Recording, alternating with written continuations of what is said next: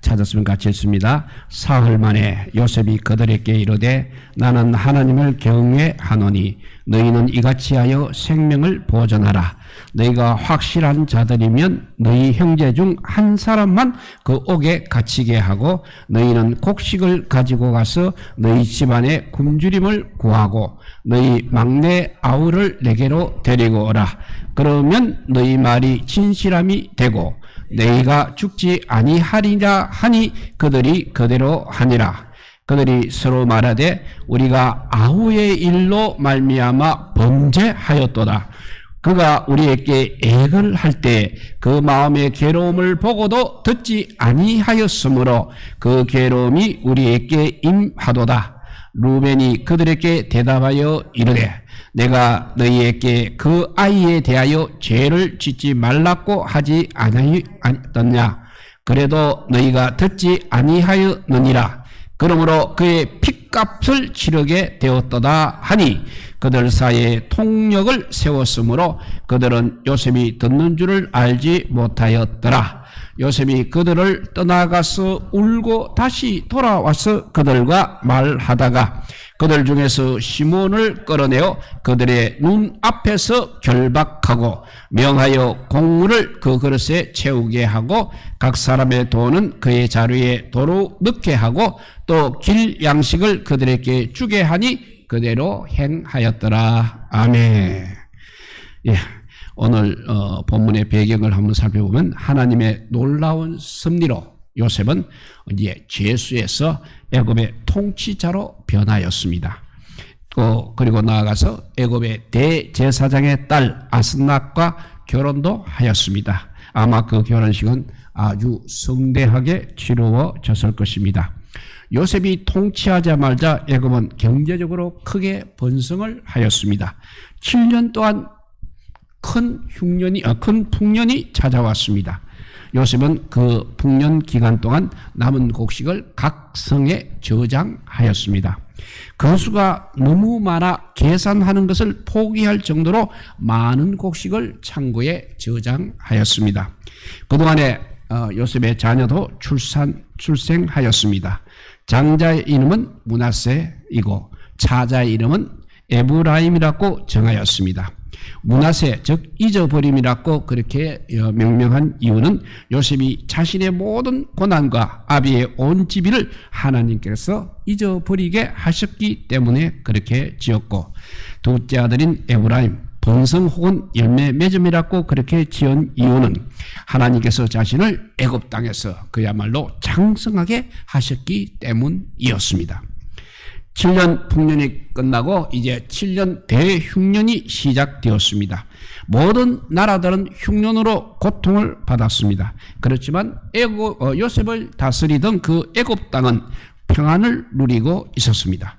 사람들이 바로에게 가서 양식을 달라고 하자 바로는 이제 요셉에게로 가서 그가 하라는 대로 하라고 명령하였습니다. 요셉은 식량 창고의 문을 열어서 백성들에게 식량을 팔았습니다. 애굽 사람들뿐만 아니라 온 세상 사람들이 이제 요셉에게 몰려들었습니다. 애굽 왕 바로는 요셉에 의해서 큰 부를 쌓을 수 있었습니다. 세상은 온통 기근에 허덕이고 있었습니다만 하나님을 경외하는 요셉은 크게 번성하였습니다. 왜냐하면 애굽에 양식이 있다는 소문이 이제는 야곱에까지 들렸습니다. 요셉이 다스리던 애굽과는 달리 야곱이 다스리던 가나안 땅은 기근으로 엄청난 고통을 겪고 있었습니다. 하지만 책임 있는 행동을 하는 사람들은 아무도 없었다는 것입니다. 그래서 야곱은 자기 아들들을 책망하였습니다. 너희는 어찌하여 서로 쳐다보기만 하는가 하고 책망하였습니다. 요셉은 타국인을 위해서도 최선의 노력을 다하고 있었지만 요셉의 형들은 자기 식구들조차 고통을 당해도 누구 하나 주도적으로 행동하는 사람이 없었다는 것입니다. 야곱이 그 아들들에게 이제 애굽에 내려가서 곡식을 사오라는 명령을 했을 때야 비로소 그 아들들의 몸이 움직이기 시작했습니다. 요셉은 총리로서 정말 아무 걱정 없이 편안하게 살고 있었습니다. 하나님께서 개입하지 않으셨다면 요셉은 예전의 일을 모두 다 잊어버렸을 것입니다. 기근이 2년쯤 지났을 때, 즉 요셉이 총리가 된 지 9년이 지났을 때 요셉은 하나님께서는 요셉의 형들을 이제 요셉 앞으로 인도하셨습니다. 요셉뿐만 아니라 요셉의 형들도 역시 요셉을 완전히 잊어버리고 있었습니다. 애굽에 가서 요셉을 만날 것이라고는 정말 꿈에도 생각하지 못했을 것입니다. 아마도 그들은 요셉이 죽었다고 생각했을 것입니다.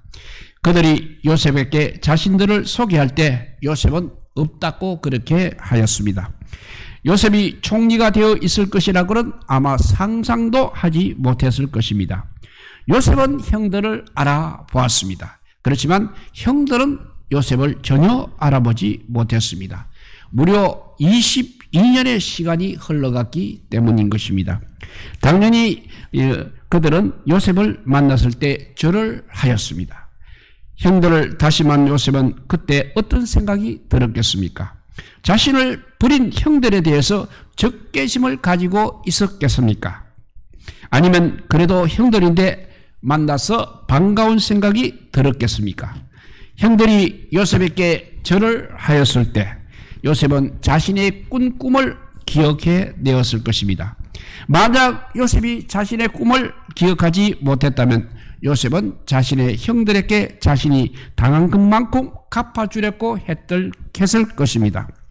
하지만 요셉은 그렇게 하지 않았습니다. 자신이 꾼 꿈, 즉 하나님의 말씀이 그들을 붙들어 주었습니다. 요셉의 꾼 꿈이 무엇이었습니까?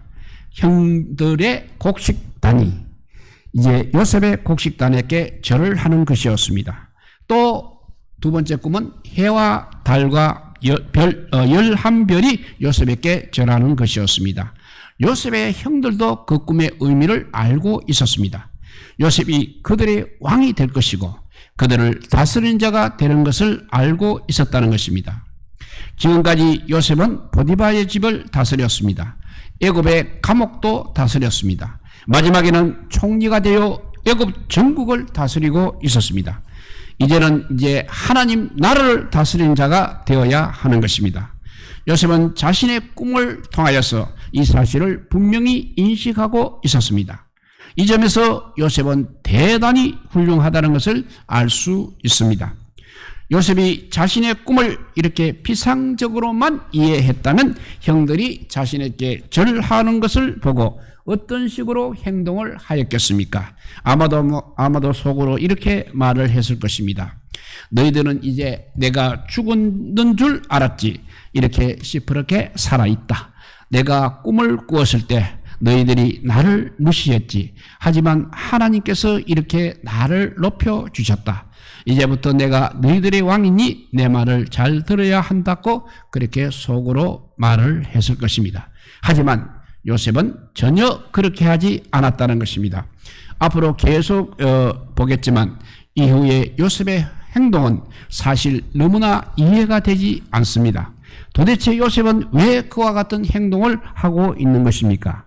요셉은 무엇보다도 형들을 만나게 하신 것은 바로 하나님께서 하신 것이라고 확신을 하고 있었습니다. 자신이 애굽에로 오게 된 이후에 모든 가정들이 하나님께서 자신을 진정한 이스라엘의 왕으로 세우시기 위한 것임을 확신하고 있었던 것입니다. 그 당시 고대의 왕들은 지금도 마찬가지지만 모두가 다 힘과 권세로 백성들을 다스리고 있었습니다. 그래서 말을 듣지 않으면 감옥에 가두었습니다. 심지어 처형을 시키기까지 하였던 것입니다.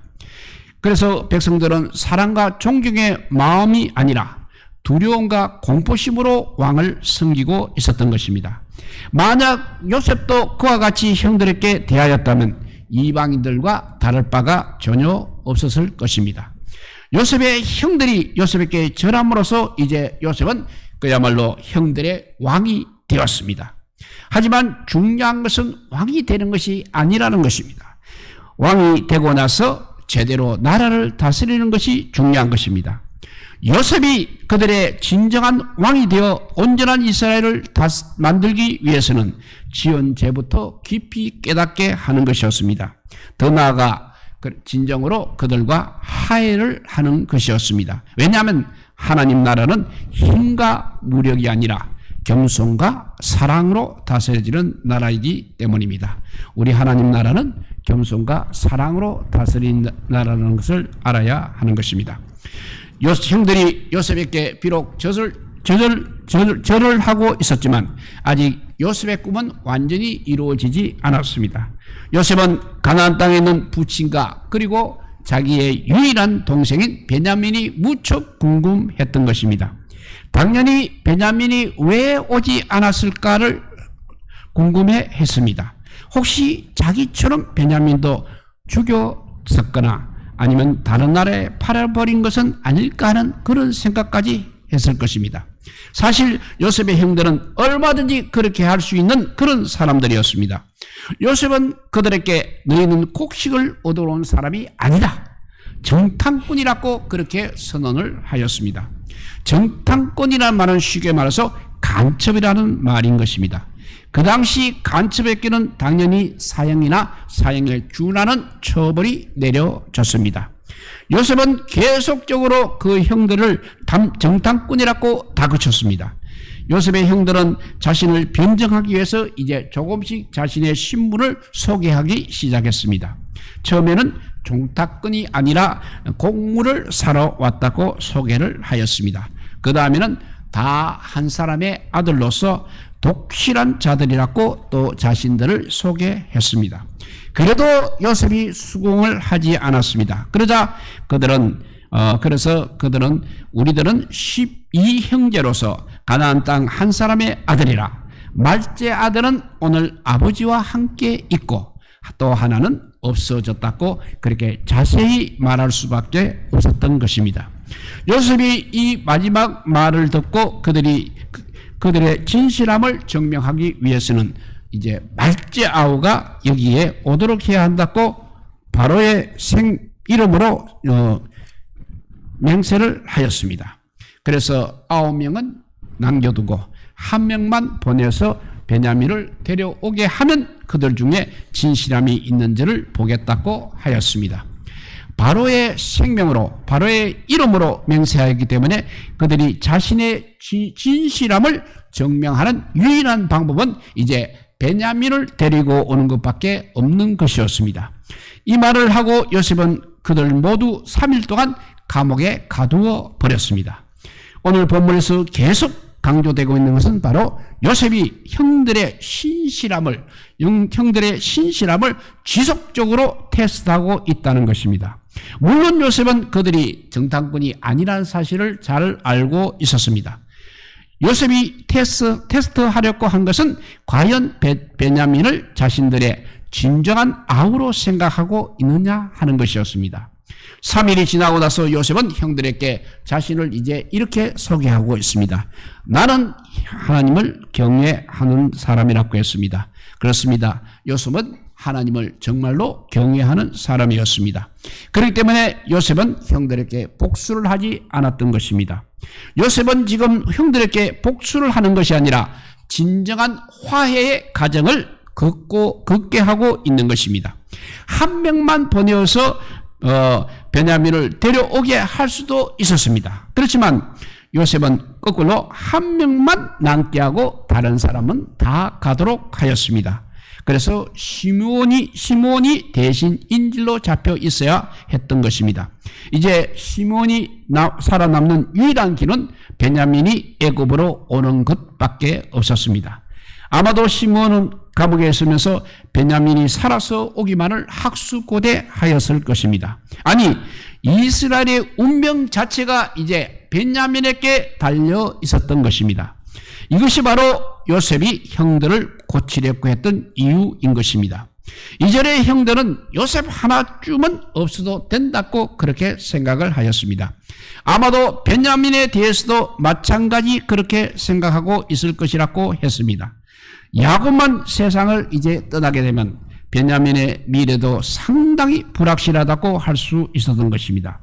그러나 이제는 상황이 전혀 달라졌습니다.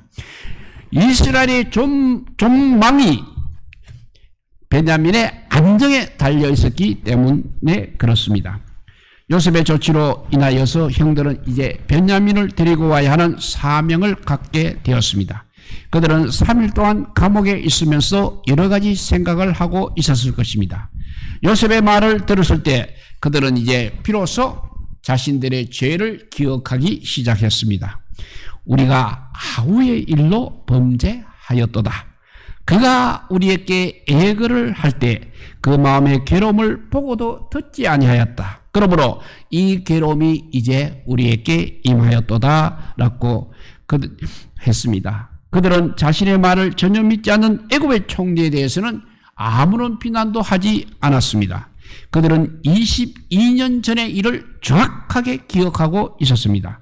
그 당시 요셉은 그 형들에게 애걸을 하였습니다. 하지만 형들은 전혀 듣지를 않았습니다. 마찬가지로 형들도 애굽 총리에게 자신의 진실함을 변정하고 있었지만 총리는 자신의 말들을 전혀 듣지 않고 있었던 것입니다. 장자인 르벤은 그래서 아우들에게 다음과 같이 책망을 하였습니다. 내가 너희들로 그 아이에게 득제하지 말라고 하지 아니하였느냐?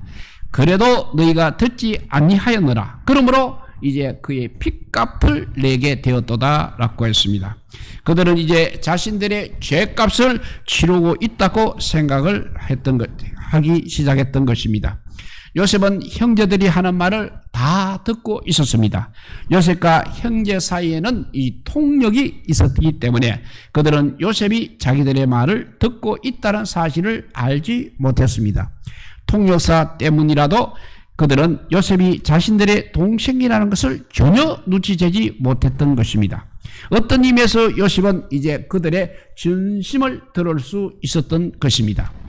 자신을 죽이려고 하고 노예로 팔아버렸던 형들이 이제 자신들의 죄를 깨닫는 것을 보고 마음이 몹시 심란했을 것입니다. 그리고 거꾸로 형들에 대한 한이 많이 풀렸다고 할 수 있는 것입니다. 그래서 요셉은 잠시 그 형들을 떠나서 울었다고 했습니다. 창세기에 보면 요셉은 그야말로 눈물이 많은 그런 사람이었습니다. 창세기에는 7번도 넘게 요셉이 우는 모습이 언급이 되어 있습니다.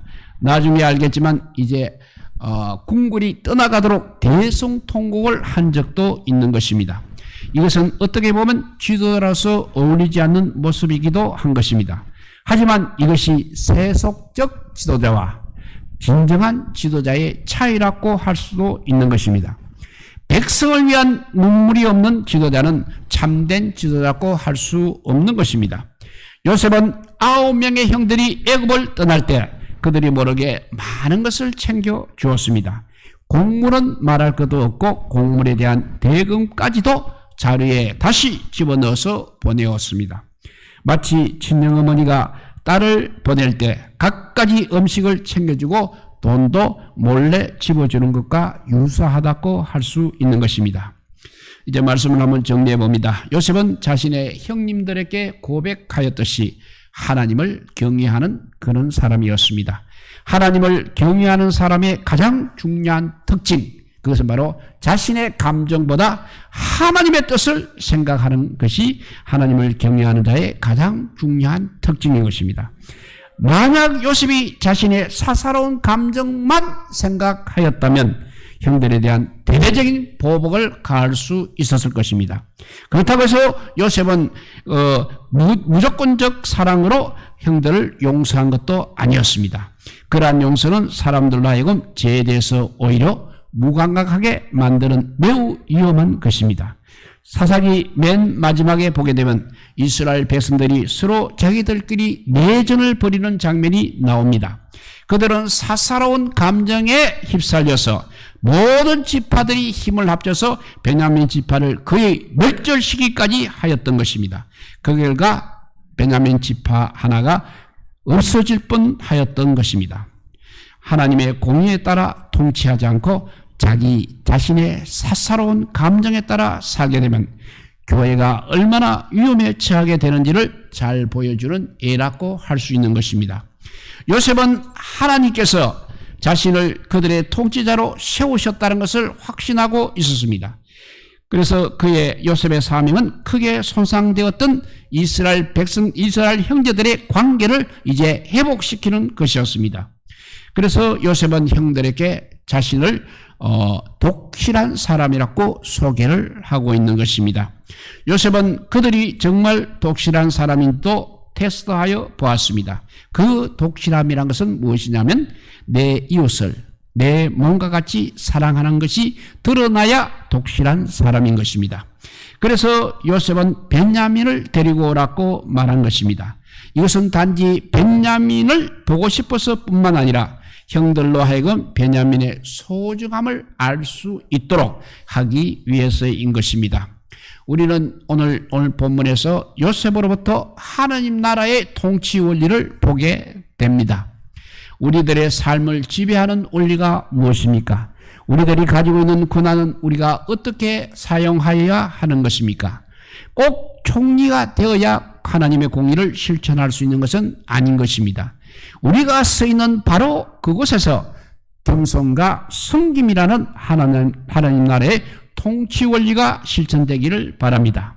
우리 믿음도 마찬가지인 것입니다. 하나님의 공의에 따라 겸손과 섬김으로 신앙생활을 해야 하는 것입니다.